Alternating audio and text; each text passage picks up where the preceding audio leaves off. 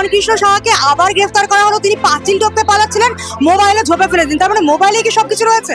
একদম মোবাইলে সবকিছু রয়েছে। এখন যত তৃণমূল নেতা আছে সবার বাড়ির পাঁচিলের হাইটগুলো ছোট করা খুব দরকার, যাতে পালিয়ে যেতে পারে, কিন্তু পালিয়ে যেতে পারবে না।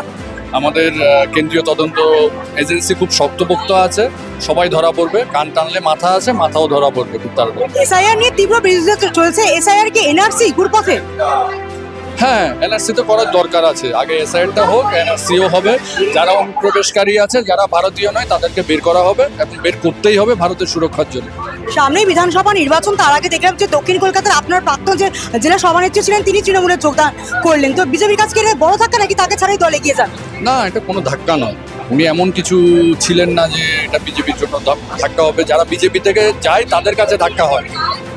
অন্য কেউ চলে গেলে সেটা কোনো ব্যাপার না। আমাদের সাংগঠনিকভাবে কোনো ক্ষতি হয়, চলে গেছে, আরো ভালো হয়েছে। অভিষেক বন্দ্যোপাধ্যায় কমিশন ঘেরাও করবেন বলছেন যে একজন ভোটারের নাম যদি বাদ যায়। কোনো কিছুই হবে না, কোনো কিছুই হবে না। এসআইআর যেভাবে হচ্ছে সেভাবেই হবে। এবং যারা দুদেল গাই যারা আছে তাদের ওই ভোটের জন্য যা করছে কিছুই করতে পারবে না। যারা অনুপ্রবেশকারী আছে, যারা রোহিঙ্গা আছে, যারা ভারতীয় নয়, তাদেরকে বের করা হবে, যতই কান্না করুক না কেন। হয়তো আমি বলবো অভিষেকেরও ডকুমেন্টস চেক করা দরকার আছে, যদি ভয় থেকে থাকে ওকেও বের করা হবে।